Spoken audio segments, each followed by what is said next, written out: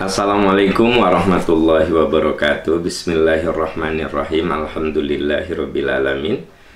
La ilaha illallah wahdahu la syarikalah, lahul mulku wa lahul hamdu wa huwa ala kulli syai'in qadir.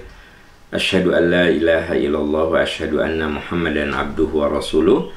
Allahumma shalli ala Muhammad wa ala ali Muhammad kama shallaita ala Ibrahim wa ala ali Ibrahim fil alamina innaka Hamidum Majid. Alhamdulillah sahabat percikan iman, dengan izin Allah Subhanahu wa taala pagi ini kita akan membahas sejumlah pertanyaan ya. Sejumlah pertanyaan yang sudah saya terima dan kita akan bahas dari perspektif Al-Qur'an dan Sunnah. Ya, kita bahas pertanyaan pertama, teman-teman sekalian, sahabat-sahabat sekalian. Assalamualaikum Ustadz. Waalaikumsalam warahmatullah. Semoga Pak Aam dan keluarga selalu sehat. Amin, amin ya rabbal alamin.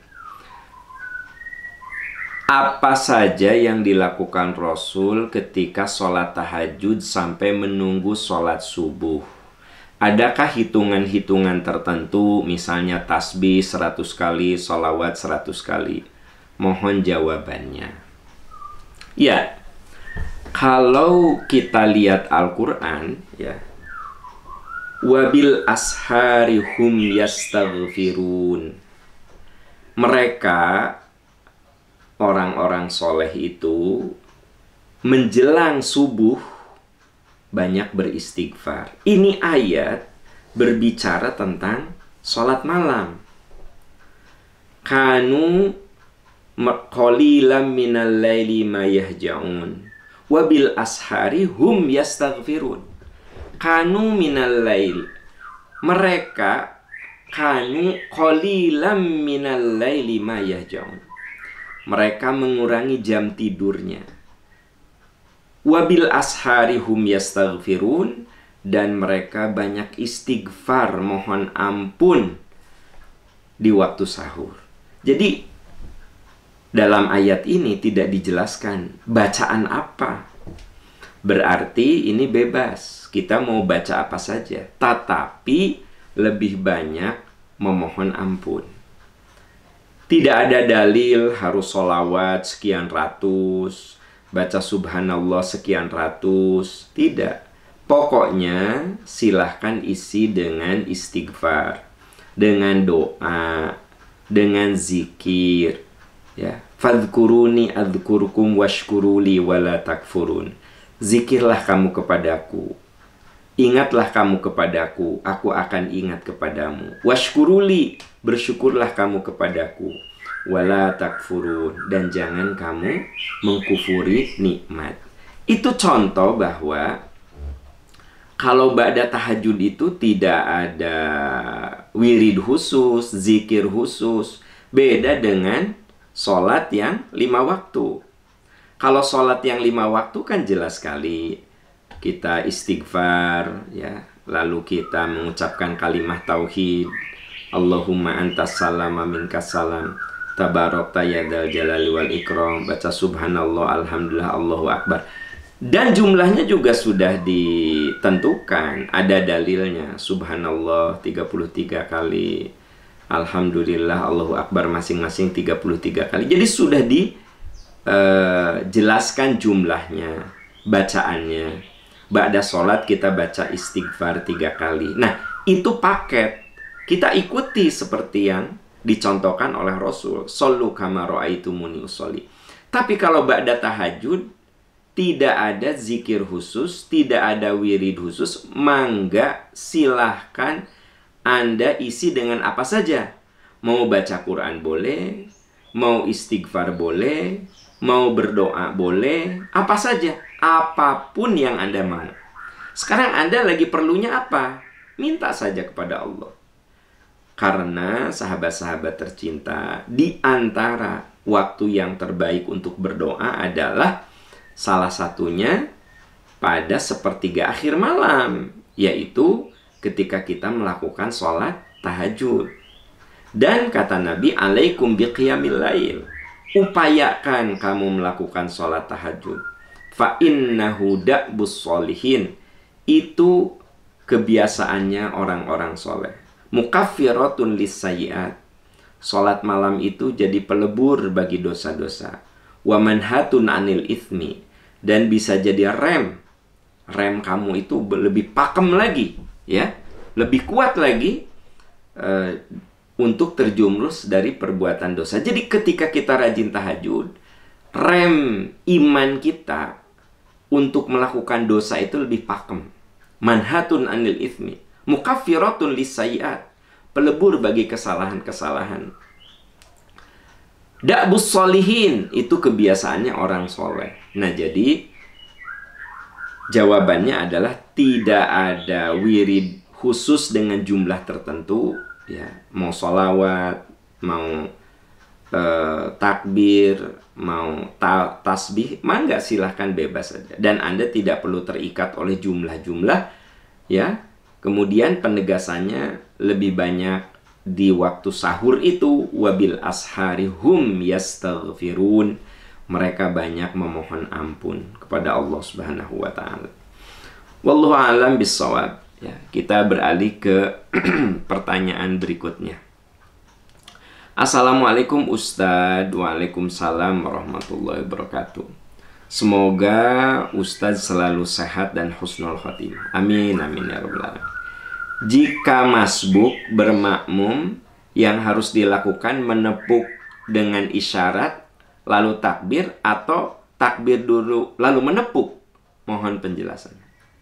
Sebenarnya kalau kita mau masbuk, ya, tidak ada aturan harus menepuk. Yang penting orang itu tahu bahwa kita bermasbuk. Jadi kalau saya lagi sholat, ada teman saya di sebelah, kemudian dia bertakbir, ya saya tahu bahwa dia itu masbuk sama saya. Jadi walaupun dia tidak menepuk pundak saya, sebenarnya yang penting saya sebagai imam tahu. Tapi kalau Anda ingin meyakinkan, make sure, ya, bahwa yang bersangkutan itu dijadikan imam, ya boleh-boleh saja, ya. Tentu saja Anda melakukannya bukan setelah takbir, tapi sebelum takbir, ya. Anda tepuk baru Allahu Akbar. Itu hanya sekedar memberitahu bahwa Anda bermakmum. Tidak begitu pun tidak apa-apa gitu, ya. Tidak begitu pun, maksudnya tidak menepuk juga nggak apa-apa. Anda langsung takbir agak keras, yang menunjukkan Anda bermakmum sama dia, juga itu sudah mencukupi, gitu. Nah, yang sering kejadian, misalnya saya sedang sunnah, ya, sedang rawatib. Anda datang bermakmum, gitu. Gimana? Ya, saya teruskan saja, ya. Biarin dia bermakmum. Padahal saya ini rawatib. Sah tidak orang yang bermakmum di sebelah saya? Sah. Ya, kemudian saya perlu memberitahu enggak? Ah, tidak perlu. Saya rawatib, ya kan? Orang bermakmum sama saya. Nah, dia dapat pahala berjamaah karena kan dia nggak tahu kalau saya lagi sunnah. Itu seringkali terjadi. Saya yakin bapak-bapak terutama, kita ini seringkali sedang sholat sunnah, ada orang yang bermakmum sama kita. Ya nggak apa-apa, biarkan saja. Nggak usah ditegur selesai sholat tuh. Anda tadi makmum sama saya ya? Saya lagi rawatib itu. Nggak usah, biarkan saja. Apakah sah sholatnya? Sah sholatnya. Apakah berpahala berjamaahnya? Ya, dia berpahala karena nawaitunya sudah ingin berjamaah. Ya, wallahu a'lam bishawab. Ya, kita beralih ke pertanyaan berikutnya. Assalamualaikum Ustadz. Waalaikumsalam warahmatullahi. Semoga Ustadz selalu sehat dan husnul khotimah. Amin, amin ya rabbal alamin. Izin bertanya, bagaimana seharusnya sikap kita bila selalu dimanfaatkan rekan kerja yang mengklaim hasil kerjaan kita? Ya, begini, di antara yang harus kita miliki adalah sabar menghadapi orang. Nah, itu yang teman-teman harus ingat. Sabar menghadapi orang. Jadi, kalau sabar itu bukan hanya sekedar menghadapi musibah, bukan hanya sekedar menghadapi penyakit, bukan sekedar menghadapi kekurangan harta. Yang tidak kalah berat adalah sabar ngadepin orang, ya. Nah, ada dalam kehidupan ini orang yang julid, sama kita tuh. Salah aja di mata dia itu. Julid. Ada juga yang selalu sombong di depan kita. Takabur di depan kita.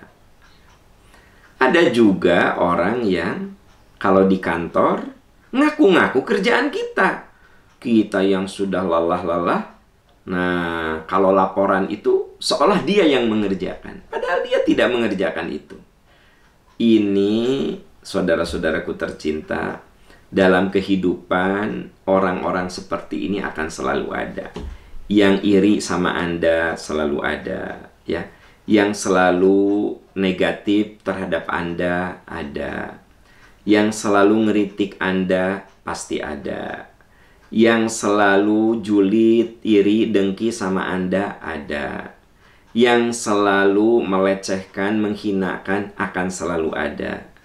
Nah, makanya di dalam surat Al-Maidah ada gambaran generasi alternatif, ya. Al-Maidah ayat 54. Di situ dikatakan wala yakhafuna laumata laim. Mereka itu tidak pernah takut, tidak pernah berhenti kalau ada orang yang memaki, kalau ada orang yang menghina, termasuk dia tidak berhenti bekerja ketika pekerjaannya diaku-aku oleh orang lain. Nah, itu generasi alternatif. Jadi sahabat-sahabat sekalian, apapun yang Anda lakukan, pasti ada yang setuju, ada yang tidak setuju, ada yang abstain. Itu pasti. Luqman Nul Hakim pernah ngajak jalan-jalan sama anaknya. Pakai kuda keledai, kuda yang kecil. Nah, kuda yang kecil itu dinaiki berdua. Lewat ke satu kelompok. Ini orang nggak punya perasaan, nggak punya kebinatangan. Kuda kecil gitu dinaiki berdua. Nah, turunlah anaknya. Jadi bapaknya di atas keledai, anaknya nuntun kuda itu. Datang ke satu kelompok. Ini dasar orang tua nggak punya kasih sayang. Anak disuruh jalan, dia di atas kendaraan. Akhirnya bapaknya turun, anaknya naik gitu. Lewat ke satu rombongan lagi. Dasar anak durhaka, nggak tahu rasa terima kasih. Orang tua suruh jalan, dia di atas kendaraan. Lalu anaknya itu berkata, ayah, apa yang harus kita lakukan? Semuanya salah. Kita naiki berdua salah. Ayah yang di kendaraan salah. Aku yang di kendaraan salah. Kita tidak mengendarinya salah juga. Apa yang harus kita lakukan? Kata Luqman, wahai anakku, kalau kamu melakukan suatu kebaikan, pasti ada orang yang setuju sama kamu. Ada orang yang tidak setuju, ya, bahkan melecehkan kamu, menghinakan kamu. Tapi ada juga yang tidak peduli terhadap kamu. Maka lakukanlah apa yang menurutmu benar.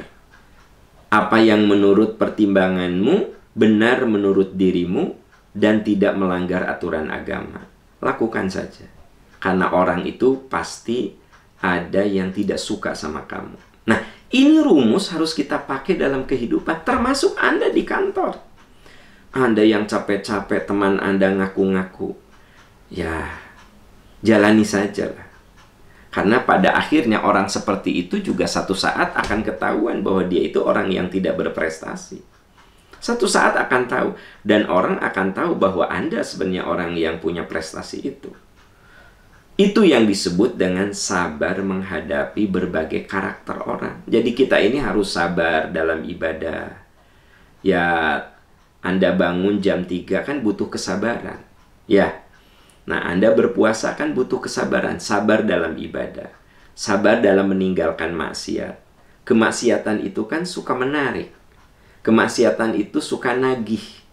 Kemaksiatan itu suka menyenangkan. Nah, kita tinggalkan kemaksiatan. Itu butuh sabar. Kemudian sabar menghadapi hal yang bersifat duniawi.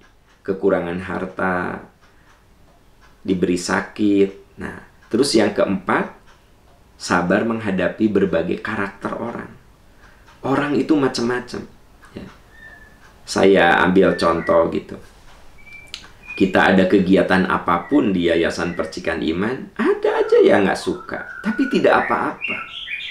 Anda kalau punya kegiatan, jangan dikira semua orang akan suka sama Anda. Acara pagi ini aja, pagi ini, ya, itu ada yang suka, ada yang nggak suka, ada juga yang nggak peduli saya mah, gitu. Itulah hidup, itulah kenyataan yang harus kita lewati. Makanya yang penting Anda menjadi karyawan yang jujur, yang amanah, yang konsisten dalam pekerjaan. Urusan ada orang yang ngaku-ngaku, sudah nggak usah dilayani, biarkan saja. Nanti juga akan kelihatan mana orang yang berprestasi, mana yang suka ngaku-ngaku prestasi. Kan beda itu, ya.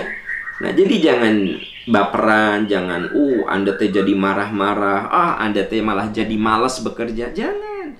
Terus saja Anda bekerja, ya. Fa idza faragta fansab wa ila rabbika farghab. Selesai kamu melakukan satu pekerjaan, lakukan pekerjaan yang lain, dan kepada Tuhan kamu harus berharap. Sudah, itu rumus yang sangat indah. Fa idza faragta fansab wa ila rabbika farghab. Kalau kau selesai melakukan satu pekerjaan, kerjakan lagi yang lainnya dengan sungguh-sungguh. Wa ila rabbika farghab, dan kepada Tuhan kamu berharap. Kepada Tuhan kamu berharap. Wa ila rabbika, kepada Tuhanmu, farghab, kamu berharap. Itulah rumus supaya hidup kita ringan. Bekerja keras, ikhtiar sungguh-sungguh, laksanakan amanah, dan kepada Tuhan kita berharap, bukan kepada orang berharap itu, ya. Wallahu a'lam bissawab. Ya, kita beralih ke pertanyaan berikut. Assalamualaikum Ustaz. Waalaikumsalam. Semoga Ustaz Aam, keluarga, dan tim Percikan Iman diberi kesehatan, keberkahan, dan husnul khotimah. Amin. Amin ya rabbal alamin.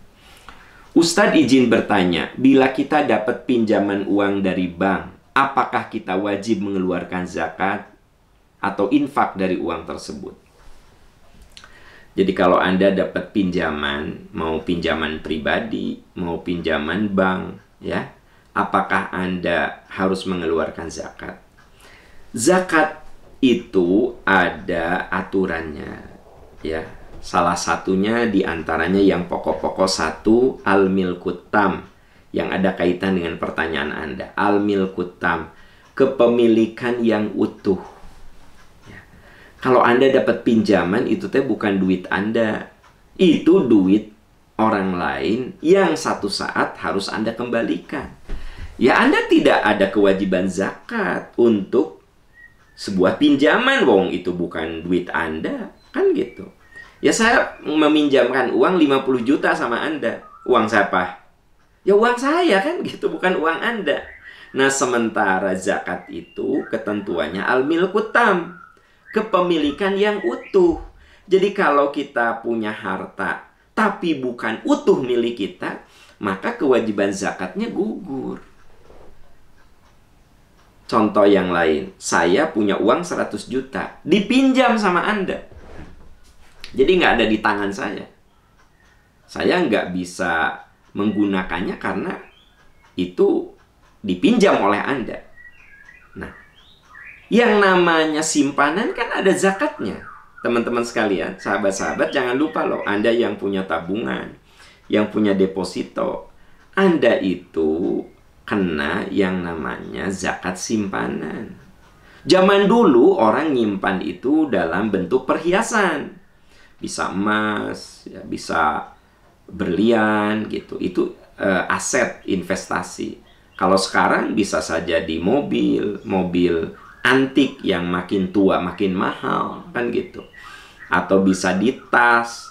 Ada tas yang makin lama makin mahal, ada yang di jam tangan, yang makin berumur makin mahal. Pokoknya yang sifatnya makin mahal, ya.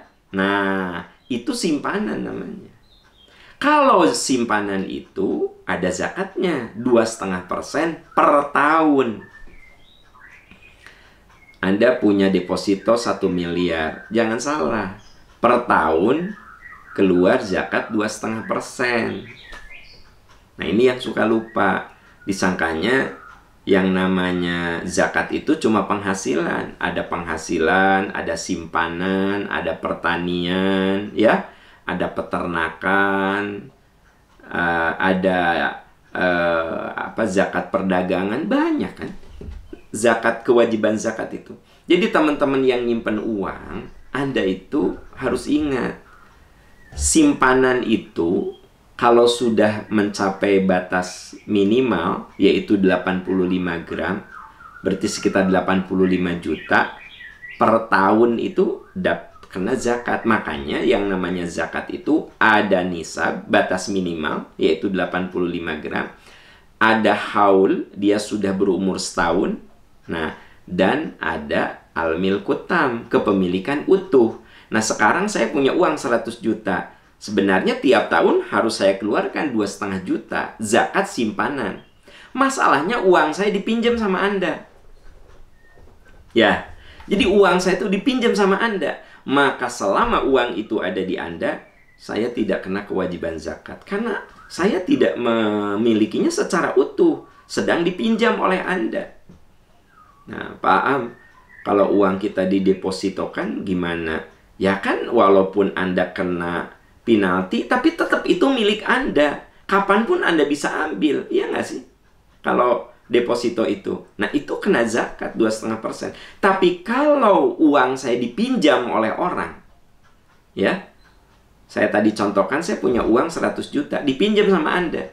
Nah, selama dalam genggaman Anda, tidak ada di genggaman saya, padahal itu uang saya, maka gugur kewajiban zakat karena tidak al-milkut tam, tidak ada kepemilikan yang utuh. Nah, kembali ke pertanyaan Anda. Jadi kalau Anda mendapatkan uang pinjaman, mau dari mertua, mau dari orang tua, mau dari teman, mau dari kantor, mau dari bank, pokoknya kalau Anda mendapatkan uang pinjaman, itu bukan milik Anda. Karena Anda ada kewajiban mengembalikan. Nah, kalau bukan milik Anda, berarti tidak ada ketentuan zakat untuk pinjaman, uang pinjam. Walaupun miliaran, walaupun triliunan, kalau judulnya minjam, itu bukan uang Anda. Artinya gugur kepemilikannya. Bukan kepemilikan utuh, bukan kepemilikan sempurna. Gitu ya, rumusnya, cara logika hukumnya seperti itu. Wallahu a'lam bishawab. Iya, kita beralih ke pertanyaan berikut. Assalamualaikum Ustadz. Waalaikumsalam warahmatullahi. Ustadz izin bertanya, apakah salah bila saya mengikuti pengajian online bersama teman seangkatan kuliah yang di dalamnya ada juga laki-laki? Sepertinya suami saya kurang berkenan. Saya takut berdosa bila suami saya tidak ridho. Mohon penjelasannya.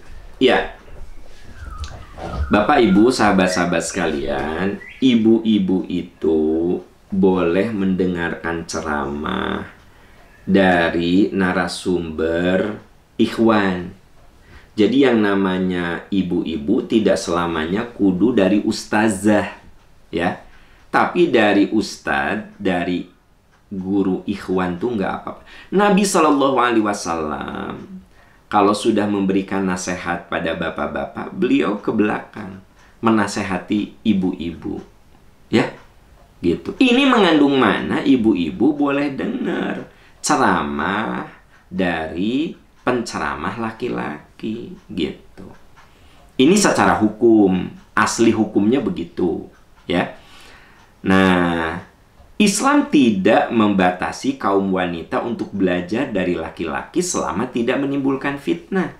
Saya yakin lewat online itu kan, ya, wajah Anda juga nggak jelas, segede apalagi udah gitu teh HP, nah di HP lagi, HP teh kecil, udah gitu HP lagi HP jadul, buram lagi, ya, wajah Anda teh nggak jelas sebenarnya, ya kan, gitu. Nah, apalagi itu sebenarnya lebih terjaga. Jadi saya tidak melihat unsur kemadorotan dalam pengajian online, sekalipun yang ceramahnya itu ikhwan. Nah, saya tidak melihat kemadorotan. Ibu-ibu sekarang dengar ceramah saya. Wong saya tidak lihat ibu, ya nggak sih? Ibu juga tidak bisa berkomunikasi langsung dengan saya. Apanya kemadorotan yang ada? Tidak ada. Jadi memang kadang ada orang yang suka terlalu berlebih-lebihan, tasyaddud gitu ya, tasyaddud. Nah, jadi dengan demikian banyak keterangan yang menunjukkan bahwa Nabi Shallallahu Alaihi Wasallam memberikan wasiat atau tausiah kepada ibu-ibu. Bahkan di dalam surat Al-Mujadalah itu secara eksplisit ada seorang wanita konsul kepada Nabi tentang satu hukum. Jadi itu face to face, ya kan gitu. Qad sami Allahu qaulal lati tujadiluka fi zawjiha wa tashtaki ila Allah wallahu yasma'u tahawurakuma. Qad sami Allah, sungguh Allah telah mendengar qaulal lati tujadiluka, seorang perempuan yang curhat kepadamu wahai Muhammad. Wallahu yasma'u tahawurakuma, dan Allah Maha tahu apa pembicaraan kamu berdua. Berarti saudara-saudara sekalian, untuk hal-hal yang bersifat keilmuan, untuk hal-hal yang bersifat kesehatan, Islam tidak menghalang-halangi, ya. Ibu konsul dengan dokter laki-laki, ya. Ibu ada masalah dengan jantung ibu, dengan usus ibu, dengan hal-hal yang bersifat penyakit dalam, ibu konsul ke dokter laki-laki, ya. Dokter itu tentu saja melakukan SOP, apa yang harus dipegang, apa yang harus ditekan perut ibu. Bu, sakit ini bu, coba yang ini bu. Nah, boleh nggak sih? Boleh, tidak apa-apa. Kenapa? Kan jelas berobat. Kan gitu. Innamal a'malu binniyat, al-umuru bimaqasidiha. Semua itu ada tujuannya. Nah, kebayang nggak Anda, wahai ibu-ibu, masih boleh konsul ke dokter laki-laki? Ya? Apalagi ini cuma dengar ceramah. Dengar ceramah itu tidak private. Dengar ceramah itu umum sekali. Apalagi online gitu loh. Ya nggak? Nah, jadi kalau menurut saya memang saya tidak tahu apa alasan suami ibu, tapi saya melihat dari sudut pandang perspektif syariat tidak ada masalah. Seorang perempuan, seorang akhwat mendengar ceramah dari narasumber ikhwan itu tidak ada masalah. Tidak ada yang syubhat di situ, tidak ada yang meragukan di situ. Wong Nabi Shallallahu Alaihi Wasallam saja langsung menasehati kaum perempuan. Bahkan dalam surat Al-Mujadalah itu terekam ada seorang perempuan yang curhat kepada Nabi tentang kezoliman suami kepada dirinya, yang disebut dengan hukum zihar kalau teman-teman baca di surat Al-Mujadalah itu. Nah, dengan dalil-dalil itu apa yang menjadi keberatan bagi suami Anda sampai melarang mendengar ceramah dari ustadz laki-laki? Saya tidak tahu alasannya apa. Kalau alasannya kecemburuan itu lain soal, ya. Tapi kalau alasan syar'i itu tidak ada alasan syar'i gitu loh. Tidak ada alasan syar'i. Wallahu a'lam bishawab. Ya, kalau Anda takut salah ya diskusi aja sama suami Anda. Ya, diskusikan. Semoga dia menemukan pencerahan. Wallahu a'lam bishawab. Ya, kita beralih ke pertanyaan berikut. Assalamualaikum Ustadz. Waalaikumsalam. Semoga Pak Ustadz sekeluarga sehat. Amin, amin. Izin bertanya Pak Ustadz, apakah ada dalam hadis atau Quran kalau nikah dalam keadaan hamil harus dinikahkan lagi setelah bayinya lahir? Ya, Ibu, kalau ada yang mengatakan setelah bayinya lahir, ya, ini bagi yang menikah di luar, yang hamil yang menikah tapi hamil duluan gitu ya, udah hamil baru dinikahkan. Nah, itu ada pendapat yang mengatakan udah anaknya lahir dinikahkan lagi gitu. Apakah itu ada dalilnya? Saya perlu tegaskan, ini hasil ijtihad.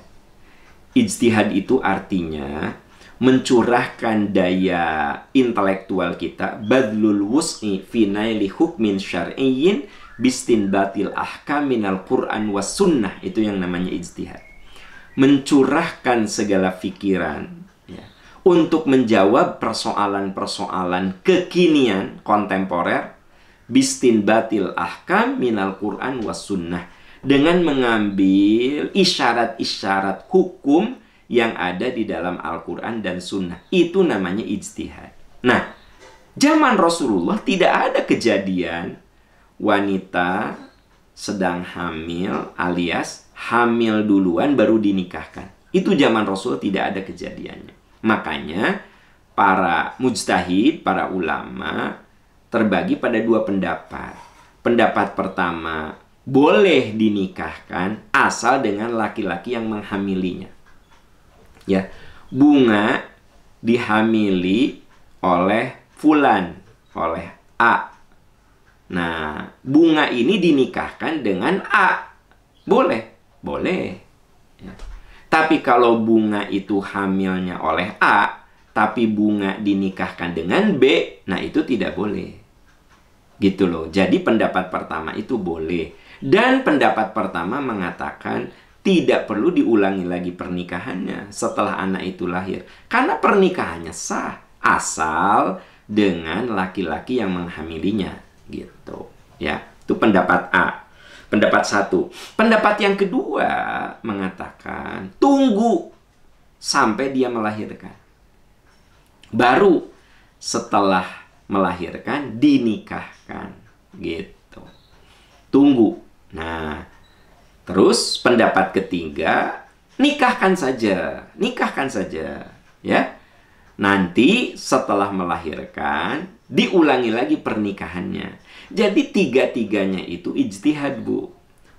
Itu tiga-tiganya berdasarkan rasionalitas hukum yang difahami oleh para ulama. Nah, sekarang Anda mau milih pendapat yang mana? Mangga. Karena al-ijtihadu la yunqadu bil ijtihad. Hasil ijtihad itu tidak bisa mematahkan ijtihad yang lain. Contoh, tadi pendapat pertama mengatakan bahwa boleh dinikahkan asal dengan laki-laki yang menghamilinya. Pendapat seperti itu Anda mau ambil, mangga, silahkan. Jadi Anda nikahkan dan Anda tidak perlu menikahkan lagi. Ya sudah, selesai urusan. Kenapa? Karena dinikahkannya dengan laki-laki yang menghamili. Anda mau ngambil pendapat itu? Tidak salah, ambil aja pendapat itu. Itu ijtihad. Ada juga ulama yang berpendapat, oh tidak boleh dinikahkan, tunggu sampai melahirkan. Nanti setelah melahirkan, sok nikahi. Anda mau berpendapat itu? Boleh juga, silahkan. Wong itu pendapat, ya kan? Ijtihad namanya. Atau Anda mau ngambil pendapat yang ketiga, silahkan nikahkan. Tapi setelah melahirkan, nikahkan lagi. Anda mau ngambil pendapat ketiga, silahkan. Itu yang saya katakan, al-ijtihadu la yunqadu bil ijtihad. Pendapat kedua tidak bisa mematahkan pendapat pertama. Pendapat pertama tidak bisa mematahkan pendapat kedua atau ketiga. Begitu juga pendapat ketiga. Jadi tidak bisa saling mematahkan.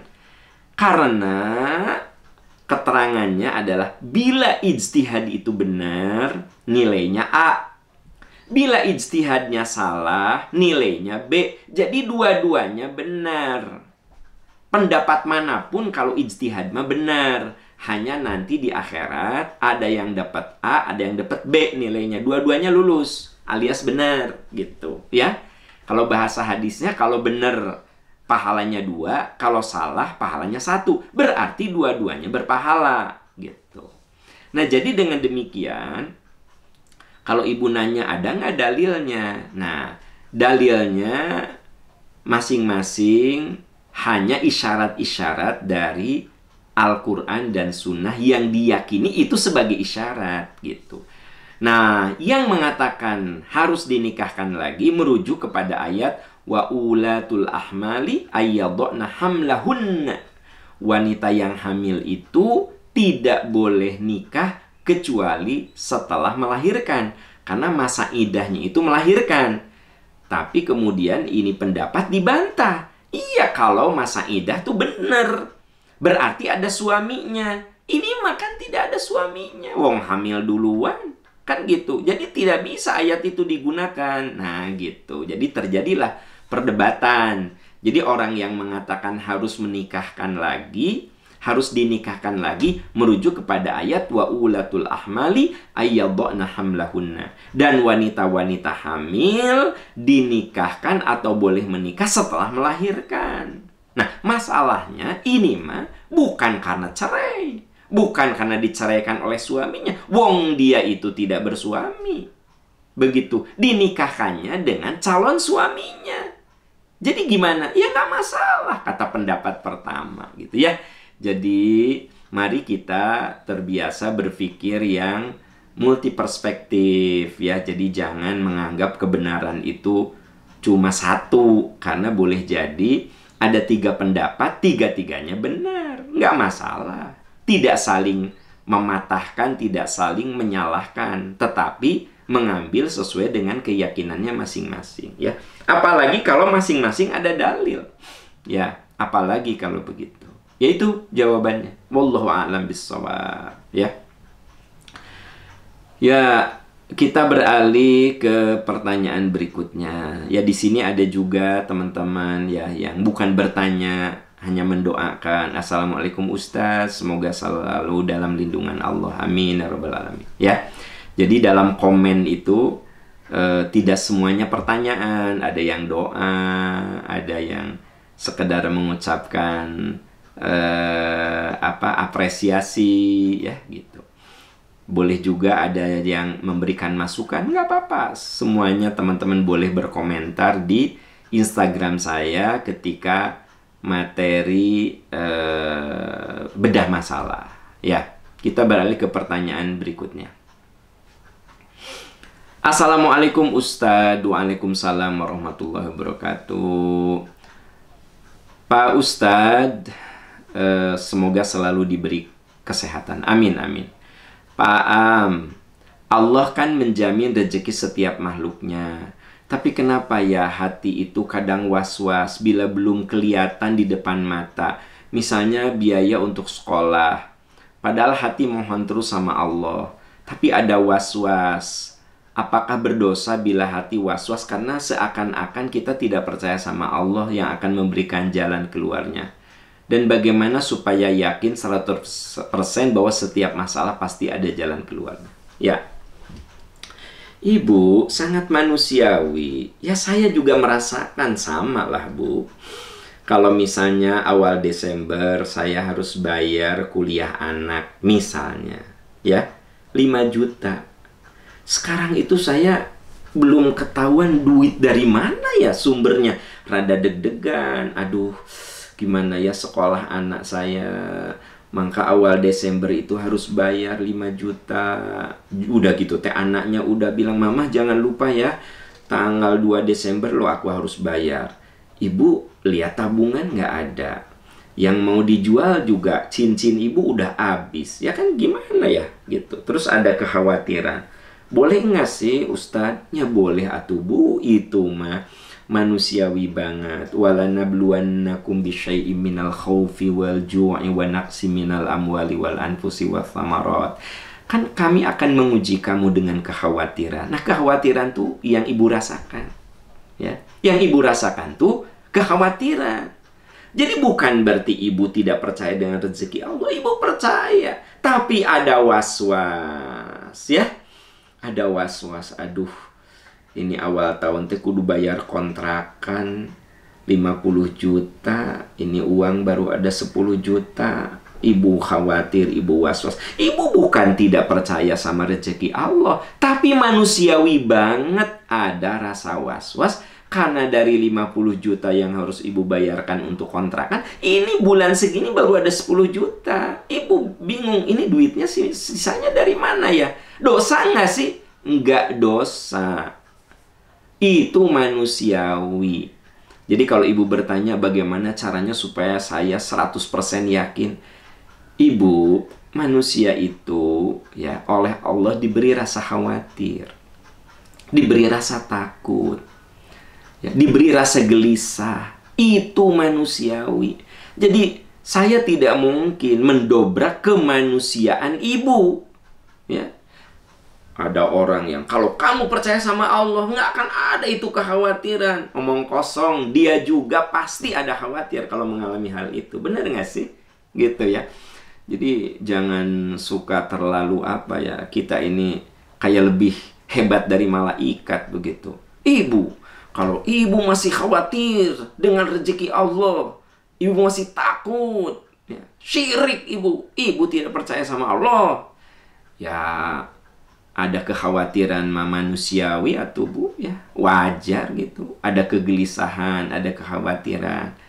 Hanya kita disuruh untuk mendekatkan diri, berdoa, memohon dan ikhtiar gitu. Bukan berarti khawatir itu harus ditiadakan. Itu mah inherent, menyatu pada diri kita. Jangan jauh-jauh lah. Saya kalau mau memulai siaran itu, ada nggak kekhawatiran? Ada. Apa kekhawatirannya? Aduh, ini sinyalnya bagus nggak ya? Gitu. Kan Bapak Ibu suka ada yang ngeluh. Ini sinyal nih, muter terus nih, muter terus nih. Nah, sama saya itu di monitor tuh terbaca. Ya kan gitu. Ada yang ngeluh, sinyal. Dari sayanya juga memang sinyalnya jelek. Jadi kalau mau siaran itu, ya Allah beri hamba kemudahan, kelancaran, ya Allah. Dosa nggak sih saya mau mulai acara, ada kekhawatiran bisi sinyalnya jelek, bisi tiba-tiba ada gangguan di internetnya, saya khawatir gitu. Dosa nggak sih? Ya enggak lah. Itu kan manusiawi banget teman-teman sekalian. Sangat-sangat manusiawi. Jadi mari kita hidup beragama itu dengan berada di koridor kemanusiaan, bahwa kita ini manusia, ada khawatir, ada takut, ada gelisah. Larikan itu semua kepada Allah. Tapi ada kegelisahan, itu bukan sebuah dosa. Itu manusiawi. Ya, itu manusiawi. Abu Bakar radhiyallahu an.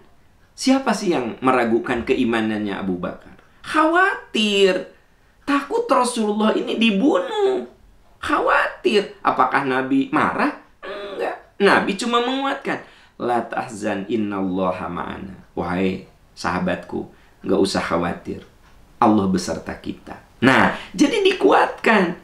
Ya, jadi manusiawilah ada kekhawatiran, ada kegelisahan. Bukan tidak percaya sama rezeki Allah, tapi kenyataannya memang pada tanggal ini uang Anda belum ada untuk biaya sekolah anak. Ya wajar, sangat wajar. Bermohon, berikhtiar, bermohon, berikhtiar. Itu tugas kita, teman-teman sekalian. Ya. Terima kasih, Bapak Ibu, sahabat-sahabat tercinta. Subhanaka Allahumma wa bihamdika. Asyhadu an la ilaha illa anta astaghfiruka wa atubu ilaik. Walhamdulillahi rabbil alamin. Wassalamualaikum warahmatullahi wabarakatuh.